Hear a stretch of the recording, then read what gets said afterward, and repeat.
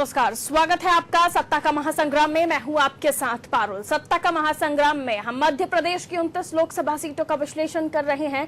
पहले और दूसरे चरण के बाद अब हम तीसरे चरण के अंतर्गत आने वाली सीटों का विश्लेषण कर रहे हैं। अब तक हम मुरैना, ग्वालियर, भिंड लोकसभा सीट का समीकरण समझ चुके हैं और आज हम गुना लोकसभा सीट का विश्लेषण करने जा रहे हैं। बीजेपी ने यहाँ से केपी यादव को मैदान में उतारा है तो कांग्रेस से एक बार फिर ज्योतिरादित्य सिंधिया मैदान में है। तो गुना लोकसभा सीट का समीकरण समझने के लिए देखते रहिए हमारा एक खास कार्यक्रम सत्ता का महासंग्राम।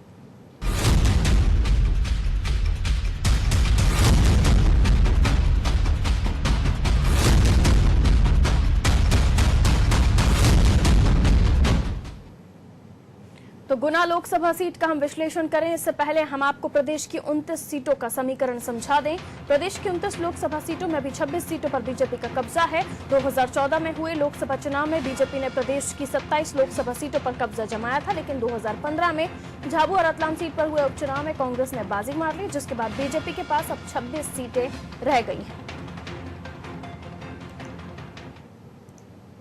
अब बात करते हैं गुना लोकसभा सीट की, जहां कांग्रेस लगातार अपना कब्जा जमाए हुए है। यहां पर 2004 में हुए लोकसभा चुनाव में कांग्रेस से ज्योतिरादित्य सिंधिया, बीजेपी से हरिवल्लभ शुक्ला और बसपा के रामविलास किरार के बीच मुकाबला हुआ था, लेकिन इस सीट पर कांग्रेस ने जीत दर्ज की। कांग्रेस के ज्योतिरादित्य सिंधिया ने 86,000 से भी ज्यादा वोटों के अंतर से मुकाबला जीत लिया था। वहीं इस सीट पर 2009 में हुए लोकसभा चुनाव में भी कांग्रेस ने यहां से बाजी मार ली थी। बीजेपी ने चेहरा बदलते हुए नरोत्तम मिश्रा पर विश्वास जताया था और कांग्रेस से ज्योतिरादित्य सिंधिया एक बार फिर मैदान में दिखाई दिए, जबकि बसपा के लोकपाल लोधी को मैदान में देखा गया था, लेकिन इस बार फिर कांग्रेस ने जीत हासिल की। कांग्रेस के ज्योतिरादित्य सिंधिया ने 2,49,000 से भी ज्यादा वोटों के अंतर से ये मुकाबला जीत लिया था। साल 2014 यानी वो समय जब मोदी की लहर इस क्षेत्र में यानी मध्य प्रदेश में देखी गई थी, तो गुना लोकसभा सीट पर कांग्रेस का कब्जा वापस बरकरार देखा गया। इस बार भी बीजेपी ने सिंधिया के सामने जयभान सिंह पवैया को मैदान में उतारा तो बसपा ने लखन सिंह बघेल पर विश्वास जताया था, लेकिन इस बार फिर कांग्रेस ने मोदी लहर के बावजूद यहां से बड़ी जीत दर्ज की। कांग्रेस के ज्योतिरादित्य सिंधिया ने 1,20,000 से भी ज्यादा वोटों के अंतर से यहाँ इस सीट को फतह किया था।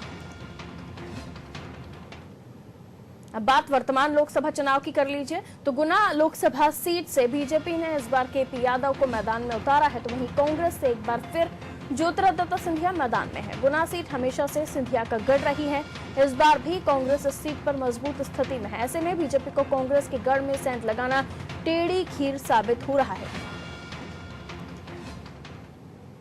और अब हम गुना लोकसभा सीट पर मतदाताओं की संख्या पर भी नजर डाल लेते हैं। यहाँ कुल 16,32,377 मतदाता हैं, जिनमें से 8,66,880 पुरुष मतदाता, तो वहीं 7,64,550 महिला मतदाता हैं, जबकि 41 जो है यहाँ पर थर्ड जेंडर मतदाता हैं, जो सीट पर प्रत्याशी के भाग्य का फैसला करने वाले हैं। गुना लोकसभा क्षेत्र के मुद्दों पर अगर नजर डाली जाए तो रोजगार यहाँ की प्रमुख समस्या है। यहाँ पर कोई बड़ा उद्योग नहीं है। ग्रामीण क्षेत्रों में मूलभूत सुविधाओं का अभाव है। ग्रामीण क्षेत्र के लोग आज भी विकास की राह देख रहे हैं।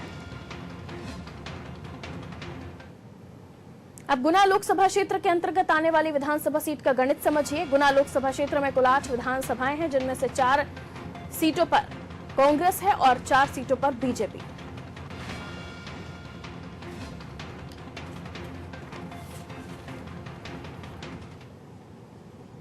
तो विधानसभा चुनाव में भी हमने समझा कि क्या कुछ यहाँ पर देखा गया। 4 सीटें कांग्रेस के खाते में गई, 4 सीटें बीजेपी के खाते में, जबकि ये गढ़ है गुना सिंधिया का। अब आगे बढ़ जाते हैं, हम सीट को लेकर पूरा विश्लेषण कर लेते हैं और क्या कुछ सीट की पॉलिटिक्स कहती है, क्या कुछ समीकरण कह रहे हैं, ये जानने की कोशिश करेंगे। नेक्स्ट स्टूडियो की तरफ हम रुक करेंगे, जहां से हमारे साथ सुमदत्त शास्त्री जी, हमारे मैनेजिंग एडिटर और एग्जीक्यूटिव एडिटर मनोज वर्मा जी हमारे साथ बने हुए हैं। शास्त्री सर, शुरुआत आपसे ही। गुना दूसरी हॉट सीट मध्य प्रदेश की, जहां सिंधिया तो प्रचार प्रसार में लगे ही हुए हैं इस बार, लेकिन वो अकेले नहीं हैं। उनकी पत्नी जो प्रियदर्शनी राजे सिंधिया है वो भी मैदान में दिखाई दे रही हैं। कहा यह भी जा सकता है महिला वोटर्स भी अच्छे खासे हैं, युवा वोटर्स तो हैं ही। अब ऐसे में वो इमोशनल कार्ड भी यहाँ पर खेलती हुई नजर आ रही हैं। कार्यकर्ताओं से भी मिलना मिलाना, तिलक लगाना, उनको वेरी गुड बोलना, कई तरह की चीजें, छोटी छोटी चीजें यहाँ पर समझ में आ रही हैं। पारुल जी, आपने सही बताया। मध्य प्रदेश के जो जाने माने नेता हैं ज्योतिरादित्य सिंधिया जी, संयोग से इस बार यूपी का प्रभार उनके पास है जी। और प्रियंका गांधी के साथ वो कदम से कदम मिलाकर वहाँ पे चुनाव प्रचार में और चुनावी तैयारियों में लगे हैं और इस वजह से वो क्षेत्र में शायद कम समय दे पा रहे हैं, जो कि आंकड़े बताते हैं कि उनकी कुल सभाएं मुश्किल से 90-95 के आसपास हुई हैं, जबकि उनकी जो धर्मपत्नी हैं प्रियदर्शनी राजे जी, उनकी 105 से ज़्यादा सभाएं उस क्षेत्र में हो चुकी हैं जी। तो जाहिर है कि वो काफ़ी सक्रिय हैं इस बार पिछली बार की तुलना में। और जैसा कि आपने बताया वो इमोशनल कार्ड भी खेल रही हैं। दूसरी बात यह है कि ज्योतिरादित्य सिंधिया गुना शिवपुरी क्षेत्र से लगातार 5वीं बार चुनाव लड़ रहे हैं और हर बार उनकी लीड जो है पिछली बार की तुलना में बढ़ती चली गई है। बिल्कुल। 2014 के चुनाव में जैसा कि आपने कहा था, 2014 में सबसे बड़ी बात थी कि जयभान सिंह पवैया जैसा बहुत मजबूत और सशक्त नेता उनके सामने था, जो कि सिंधिया परिवार से व्यक्तिगत तौर पे अदावत रखने की स्थिति में नजर आता था और उनका जो चुनाव प्रचार था वो बहुत ज़्यादा आक्रामक था। लेकिन मोदी जी का मेनिया होना और 2014 का वो दौर और उसमें फिर जयभान सिंह पवैया की उपस्थिति, इसके बावजूद भी ये वो लाखों मतों से चुनाव जीत गए। लेकिन इस बार बिल्कुल स्थिति भिन्न है। 2002 से वो चुनाव लड़ रहे हैं। ज्योतिरादित्य सिंधिया अपने पिता की मौत के बाद से उपचुनाव लड़ा उन्होंने पहला और उसके बाद से वो लड़ रहे हैं। इस बार स्थिति इसलिए भिन्न है कि इस बार उनके सामने डॉक्टर केपी यादव हैं। केपी यादव कभी उनके लिए कार का दरवाजा खोला करते थे और कांग्रेस पार्टी के वर्कर हुआ करते थे और वो उनका चुनाव प्रबंध भी देखा करते थे जी। चुनाव प्रबंध देखते देखते वो नेता में बदल गए और एक टिकट की मांग की उन्होंने और उसको लेके उनके मन में कुछ ऐसा मलाल पैदा हुआ कि उन्होंने आखिर भाजपा ज्वाइन कर ली और मुंगावली से शायद चुनाव भी लड़े। क्यों? कोलारस मुंगावली जो उपचुनाव था तब वो बीजेपी में शामिल हुए तो मुंगावली में वो चुनाव हार गए। तो विधानसभा का चुनाव था वो मुंगावली का, जिसको हार जाना पड़ा था। अब इस समय वो सीधे ज्योतिरादित्य सिंधिया के सामने हैं। क्या हमें उम्मीद लगा सकते हैं कि जो कल तक उनके साथ रहे, उनके साथ पंजा लड़ा रहे हों और उनसे जीत हासिल करने की संभावना बनती है? मुझे तो नहीं लगता कि बहुत ज़्यादा केपी यादव जोर लगा पाएंगे और क्षेत्र के लोग उनके साथ दे पाएंगे। हाँ, जो कमिटेड वोटर हैं भारतीय जनता पार्टी के जी, जो कि किसी भी हाल में भाजपा को ही वोट करना पसंद करते हैं, वो जरूर उनके पक्ष में जा सकते हैं, लेकिन उसके जाने से पहले वो भी 10 बार सोचेंगे, क्योंकि पिछले वर्षों में वो कई बार कांग्रेसी के रूप में उनके सामने प्रस्तुत होते रहे हैं। तो जाहिर है कि ये एक विचार तो लोगों के मन में आएगा कि ये आदमी कांग्रेसी था और अब भाजपा में आ गया, तो जाहिर है उस क्षेत्र के लोगों को बड़ी असमंजस की स्थिति का सामना करना पड़ता होगा। फारूक जी, बिल्कुल सर, स्थिति यहाँ पर ऐसी दिखाई दे रही है फिलहाल तो कि भले ही अब क्योंकि 2014 भी नहीं है, 2019 है, किसी तरह की कोई बहुत ज्यादा लहर जैसी फीलिंग तो नहीं है, लेकिन हाँ सिंधिया का गढ़ है और इस सीट के बारे में कहा जाता है कि नाम के पीछे सिंधिया है तो ये सीट निकालना आसान हो जाता है।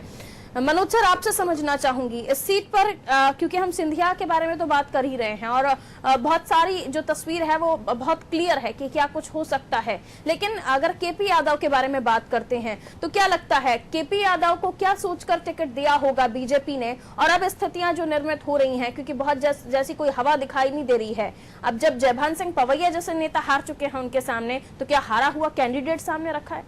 देखिए, 2 बार से अगर हम पारुल बात करें कि अगर वो नरोत्तम मिश्रा हो चाहे जयभान सिंह पवैया, ये वहां पर गुना में बाहरी प्रत्याशी थे।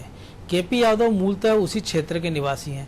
पूरा संसदीय क्षेत्र गुना, शिवपुरी और अशोकनगर में बटा हुआ है और ये जो मुंगावली, कोलारस और अशोकनगर का बेल्ट है वहाँ यादव वोटरों की बहुतायत है, मेजोरिटी में, और निर्णायक कई जगह निर्णायक स्थिति में है वो। तो एक तो ये ध्यान रखते हुए बीजेपी ने एक स्थानीय चेहरा, यादव चेहरा, उसको सामने रखा है। दूसरा कि जो कांग्रेस ने मध्य प्रदेश में सरकार बना ली, ग्वालियर चंबल में आशातीत सफलता मिली, चाहे वो मुरैना की बात हो चाहे भिंड की, जहां बीजेपी को 1-1 सीट मिली। गुना जैसी सीट पे जहां ज्योतिरादित्य सिंधिया इतने मजबूत हैं, चुनाव अभियान की कमान उनके पास थी, उसके बाद भी जो शहर की गुना प्रॉपर की सीट है वो कांग्रेस हार गई। जो प्रॉपर शहर शिवपुरी की सीट है वो कांग्रेस हार गई, बीजेपी ने कब्जा जमा लिया। तो इस चुनाव में जहां जहां प्रचार करने को जा रहे हैं ज्योतिरादित्य सिंधिया, ये टीस उनकी निकलकर सामने आ रही है और बार बार लोगों से यही कह रहे हैं कि आखिर उनको समझ में नहीं आ रहा है कि इतने काम कराने के बाद वो प्रॉपर शहर की इन दोनों सीटों पर क्यों हार गए।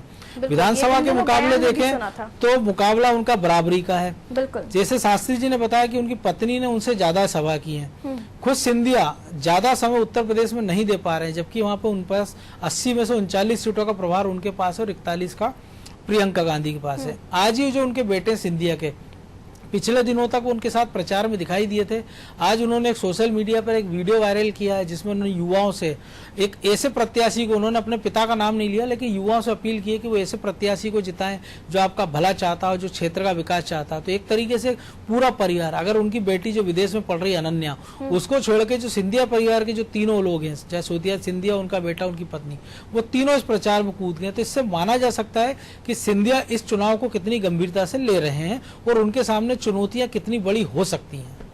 बिल्कुल, और यूपी की जिम्मेदारी भी उनके कंधों पर है, तो जाहिर सी बात है कि उन्हें लग रहा होगा कि उन्हें वहां पर भी ध्यान देना है और यहाँ प्रियदर्शनी सिंधिया ने पूरी तरह से मोर्चा संभाला हुआ है। अब उनकी जो सक्रियता है वो भी समझ में आ रही है प्रियदर्शनी राजे सिंधिया की वो पॉलिटिक्स की तरफ किस तरह से आगे बढ़ना चाहती हैं। शास्त्री सर, यहाँ एक चीज और भी है, मूलभूत सुविधाओं की भी सिंधिया का गढ़ है, सालों से सिंधिया परिवार ही इस सीट से जीत रहा है। ऐसे में उसके बावजूद भी कोई बड़ा उद्योग ना होना इस एरिया में और भी मूलभूत सुविधाएं जिसके लिए वंचित है, क्योंकि हम अगर पुराने समय की बात करें तो पहले तो कांग्रेस ही दोनों जगह पर थी। पारुल जी, ये ग्वालियर चंबल डिवीजन का एक हिस्सा माना जाता है जी, और ग्वालियर चंबल डिवीजन का अपन ने पिछली दिनों में जब भी चर्चा की तो ये माना कि वहाँ पे जो मूलभूत सुविधाएं हैं उस मामले में काफ़ी पीछे रह गया है इलाका। पानी की कमी है, स्कूल नहीं है, हॉस्पिटल नहीं है, बिजली कई गांवों में नहीं है अभी तक पहुंची हुई जी, भ्रूण हत्या जैसी जो कुरीतियां हैं वो सामने आती हैं और मध्याह्न भोजन योजना का वितरण सही ढंग से नहीं होता। माने जितनी भी बुराइयां हैं वो इस इलाके में पाई जाती हैं। उसके बाद भी देखिए लगातार जो है राजनीतिक पार्टियां जिस तरह का प्रचार करती हैं वो प्रचार चलता रहता है और लोग अपनी बातें कहते रहते हैं।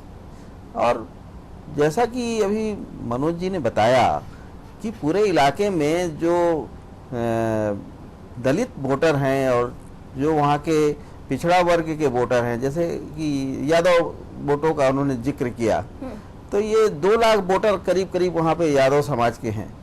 इस पे कांग्रेस बीजेपी दांव लगाए हुए है और कमोबेश इसी तरह के वोटर्स पे कांग्रेस भी दांव लगाए रहती है। तो जाहिर है कि ये जो पूरी राजनीति है वो मुझे लगता है कि अब केवल जातिगत समीकरणों पे, वर्गगत समीकरणों में या दूसरी तरह की इस तरह की समीकरणों में घूम रही है। बुनियादी सुविधाओं के बारे में कोई आदमी कोई चर्चा करना पसंद नहीं करता है। बुनियादी सुविधाएं बिल्कुल देखी नहीं जाती। पारुल जी, बिल्कुल, मैं लौटती हूँ आपकी तरफ मनोज सर। यहाँ रशीद खान हमारे संवाददाता हैं, नादी टीवी संवाददाता, फोन लाइन पर बने हुए हैं। रशीद, किस तरह की हलचल है इस वक्त? प्रचार प्रसार तो जोरों पर है, प्रियदर्शनी राजे सिंधिया भी प्रचार प्रसार कर रही हैं, जनता का मूड क्या है इस वक्त? जी बिल्कुल पारुल, मैं आपको बता दूं कि प्रियदर्शनी राजे सिंधिया इस वक्त पूरे गुना शिवपुरी क्षेत्र का दौरा कर रही है, क्योंकि 40 डिग्री 42 डिग्री टेम्परेचर में वो दिन में भरी दोपहरी में प्रचार करती नजर आ रही हैं और सिंधिया के लिए वोट मांगती नजर आ रही हैं। और यहाँ तक कि यहाँ देखा गया है कि छोटे छोटे बच्चों के साथ वो सेल्फी लेते भी नजर आई। मतलब कि वोटरों को लुभाने के लिए नए नए प्रयास लगाए जा रहे हैं। यहाँ तक कि ज्योतिरादित्य सिंधिया बच्चों के साथ में कैरम खेलते भी नजर आए, मोटरसाइकिल पे भी घूमते नजर आए, कि चंदेरी में भी वो मोटरसाइकिल पे घूमते नजर आए और गुना में कैरम बच्चों के साथ में खेलते नजर आए। केपी यादव की स्थिति वहाँ पर किस तरह से देख रहे हैं? जी, आज ही यूपी के योगीनाथ जी आज यहाँ पर आए थे आम सभा को संबोधित करने। हालांकि आम सभा में उन्होंने कांग्रेस के लिए ज्यादा कुछ तो नहीं बोले, लेकिन मोदी का गुणगान गाते रहे होंगे। तो बड़ी एक मतलब एक अजीब सी बात लगी कि आदित्यनाथ जी जो सभा को संबोधित कर रहे थे तो उसमें ज्योतिरादित्य सिंधिया के बारे में उन्होंने किसी भी चीज को लेकर यहाँ पर प्रतिवेदन अपना नहीं दिया जी। तो बड़ी एक सोचने वाली बात सामने आई है कि आखिर ऐसा मतलब कैसे हुआ। चलिए मैं लौटती हूँ आपके पास रशीद, समय हो तो बने रहिएगा। शास्त्र मनोज सर, यहाँ जो रशीद ने अभी बताया कि योगी आदित्यनाथ उस क्षेत्र में पहुंचे, लेकिन एक भी लफ्ज उन्होंने सिंधिया के खिलाफ नहीं कहा, क्योंकि जनता थोड़ी सी इमोशनल है अपने महाराज के लिए। शायद हो सकता है ये पॉइंट उनके दिमाग में रहा हो। देखिए, अगर हम पूरा कैंपेन देखें अगर बीजेपी का, तो मोदी भी मोदी के लिए वोट मांग रहे हैं। वो अब की बार मोदी सरकार की बात कर रहे हैं, अब की बार भाजपा सरकार की बात नहीं कर रहे हैं। जो बीजेपी के जितने उम्मीदवार है वो सब भी मोदी के नाम पर वोट मांग रहे हैं। और योगी आदित्यनाथ को भी ये पता है कि जितना समय वो अगर ज्योतिरादित्य सिंधिया के लिए बोलेंगे उससे बेहतर होगा कि वो मोदी के लिए बोले, क्योंकि जो यूथ है जिस पर बीजेपी ने दाव लगाया, जिनके जो पहली बार का वोटर है, जिनके बारे में बीजेपी मान के चल रही है कि वो संभवतः ज्यादातर एक हिस्सा उनको बीजेपी को मिलेगा, तो उस पर फोकस ज्यादा है। राष्ट्रवाद की बात कर रहे हैं, स्थानीय मुद्दों को वो छू भी नहीं रहे कि ना बेरोजगारी की बात हो रही है, ना रोजगार की बात हो रही है, ना शिक्षा की, ना स्वास्थ्य की, ना एजुकेशन की। वो सारी बातें राष्ट्रवाद की हो रही है, हिंदुत्व की हो रही है और मोदी बनाम अन्य की बात हो रही है। तो योगी आदित्यनाथ को भी इसी के लिए भेजा गया था। यही स्थिति, यही सभा उन्होंने जो मुरैना में नरेंद्र सिंह तोमर के लिए की है, वहां भी वही बात की है उन्होंने। जहां जहां हमने देखा कि बीजेपी के और भी जितने नेता हैं वो सारे के सारे या तो मोदी का गुणगान कर रहे हैं या अपनी केंद्र सरकार का। स्थानीय जो उम्मीदवार है वो उनके बारे में कम से कम जिक्र कर रहे हैं। तो एक तो उनको समय ज्यादा मिल रहा है मोदी की उपलब्धि के बारे में, दूसरा उनको ये लग रहा है कि सामने वाले उम्मीदवारों को इग्नोर किया जाए ताकि जनता में एक मैसेज दिया जाए कि देखिए हमारा तो केवल उद्देश्य मोदी को प्रधानमंत्री बनाना है, सामने कौन, इससे कोई हमको फर्क नहीं पड़ता। तो हम इसको कह सकते हैं कि एक तरह से मनोवैज्ञानिक बढ़त बनाने का प्रयास हम इसको मान सकते हैं। मैं लौटूंगी आपके पास शास्त्री सर। अभी गोपेश्वर शर्मा हमारे साथ संवाददाता गुना से फोन लाइन पर बने हुए। गोपेश्वर, क्या कुछ इस वक्त स्थिति देख रहे हैं आप वहां पर?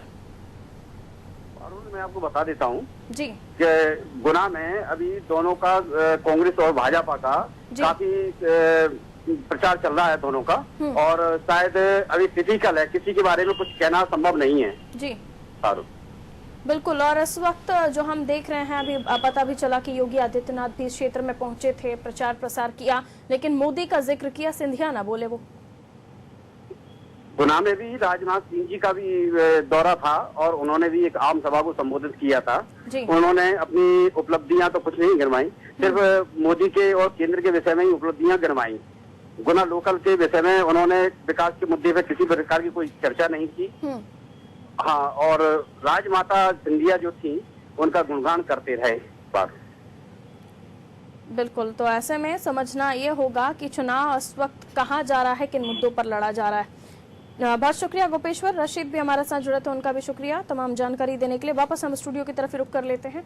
शास्त्री सर, जो माहौल है इसमें किसी एक दूसरे को कोसने से ज्यादा अच्छा राजनेता ये मान रहे हैं कि हम वो बात कहें जो यूथ को अटैक कर जाए, क्योंकि जो युवा वोटर्स हैं उसी से ही इनको लगता है, जो पार्टियां हैं इनको लगता है कि कुछ हो पाएगा।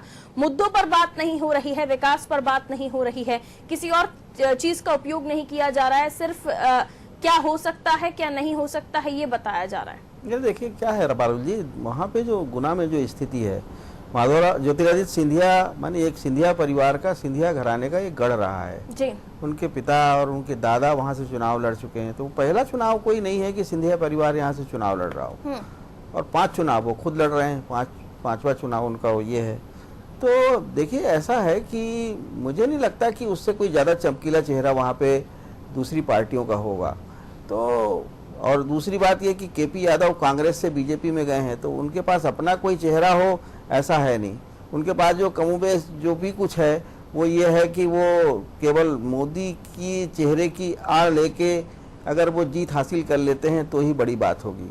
दूसरी बात ये है कि चुनाव प्रचार में चाहे जितना भी वो कोशिश करें, लेकिन जो संपर्क उनके बने हुए हैं भावनात्मक ज्योतिरादित्य सिंधिया के इलाके में लोगों से जी, उसको पार पाना बहुत आसान नजर नहीं आता, क्योंकि पिछले चुनाव में जो भी लोगों ने उनके खिलाफ मोर्चा संभाला है वो उनको वहां से चुनौती का सामना करना पड़ा है। दूसरी एक बात और मैं बताना चाहता हूं कि यहाँ पे जो दलित वोटर हैं वो ज्योतिरादित्य सिंधिया की तरफ झुक सकते हैं, क्योंकि वहाँ के जो बसपा प्रत्याशी रही हैं उन्होंने पार्टी छोड़ के कांग्रेस ज्वाइन कर ली है और इन चुनाव के समय में स्वयं को विड्रॉ कर लिया है। हालांकि इस बात को लेकर मायावती ने बहुत नाराजी जाहिर की है और गुना क्षेत्र में जो अपना सभा की थी उसमें उन्होंने कहा कि ये जो कुछ हुआ है इसका खामियाजा कमलनाथ सरकार को भोगना पड़ सकता है। पर खामियाजा जो भी भोगना पड़े ये भविष्य की बातें हैं। बहुत बड़े जनाधार तो उनका वहाँ है नहीं और बहुत सारे प्रत्याशी भी, बहुत सारे विधायक भी उनके नहीं हैं मध्य प्रदेश में। लेकिन ये कहने की बात है कि वहाँ पे जो बीएसपी है उनके प्रत्याशी के मैदान छोड़ देने से कांग्रेस के लिए काफी अच्छा अवसर बना है। ज्योतिरादित्य को उसका लाभ मिल सकता है। पारुल जी बिल्कुल मनोज सर, लाभ की बातें जो हम कर रहे हैं और उसमें एक चीज और मैं इंक्लूड करना चाहूंगी कि जिस तरह से जो प्रचार प्रसार देखा जा रहा है, जो कवर कर रहे हैं लोग, वो यही बता रहे हैं कि कवर करने के लिए उनके पास मैसेज सिंधिया घराने से तो पहुंचता है, लेकिन केपी यादव की तरफ से कोई प्रचार प्रसार बहुत ज्यादा दिखाई नहीं दे रहा है। इसे आप किस तरह से देख रहे हैं? नहीं, देखिए जैसे अभी शास्त्री जी ने भी बताया, क्योंकि वो स्थानीय जरूर हैं लेकिन कांग्रेस से आए थे। जैसे मैंने पहले भी कहा कि पिछली बार जितने भी 2-3 बार जो उम्मीदवारी रही है कांग्रेस के खिलाफ, जो भी बीजेपी उम्मीदवार, वो चाहे जयभान सिंह पवैया वो ग्वालियर से आते हैं, नरोत्तम मिश्रा ग्वालियर से आते हैं। हालांकि अब वो दतिया से शिफ्ट हो गए क्योंकि जो उनकी डबरा सीट थी वो आरक्षित हो गई है। तो जितने भी उम्मीदवार है बीजेपी, पिछले 2 साल पहले जब अमित शाह जब राष्ट्रीय अध्यक्ष बीजेपी के भोपाल में आए थे जून के महीने में, तब उन्होंने कहा था कि 3 सीटों पर हमको फोकस करना है, गुना शिवपुरी, ग्वालियर, छिंदवाड़ा और रतलाम। इसके बाद उन्होंने स्वतंत्र देव सिंह, जो भी मध्य प्रदेश में भी जिनको प्रभार दिया गया है लोकसभा चुनाव के मद्देनजर, उत्तर प्रदेश के परिवहन मंत्री, उनको जिम्मेदारी सौंपी गई थी कि इन तीनों सीटों पर कब्जे में करना है। लगातार उन्होंने दौरे किए, कार्यकर्ताओं से बैठक की, लेकिन वो ऐसा कोई स्थानीय नेतृत्व तैयार नहीं कर पाए जो लोकसभा चुनाव में चुनौती दे सके। विधानसभा में बीजेपी ने जरूर चुनौती दी है कि 4 सीटें बीजेपी के पास है लोकसभा की, माफ कीजिए विधानसभा की, 4 कांग्रेस के पास है, लेकिन स्थानीय लेवल पे वो कोई चेहरा तैयार नहीं कर पाए। अगर हम बात करें छिंदवाड़ा की, अगर हम बात करें रतलाम की या गुना की, तो स्थानीय स्तर पर जब तक कोई प्रत्याशी आप तय नहीं करोगे, जो कि लगातार 5 साल, जैसा कि शास्त्री जी ने बताया कि कई दशकों के सिंधिया परिवार के वहाँ भावनात्मक संबंध है। ज्योतिरादित्य सिंधिया की जो बुआ है यशोधरा, वो शिवपुरी से विधायक चुनी जाती रही हैं, ग्वालियर से भी उन्होंने लोकसभा का चुनाव लड़ा है, राजमाता सिंधिया यहाँ से चुनाव लड़ती रही हैं। तो एक पीढ़ी दर पीढ़ी का एक जो भावनात्मक संबंध है, और कोई नया आदमी अगर आए और वो सोचे कि उसका स्थान वो ले ले, तो इतना आसान होता नहीं है। यही कारण है हमने देखा कि मोदी लहर के बाद भी ज्योतिरादित्य सिंधिया बड़ी आसानी से जीत गए।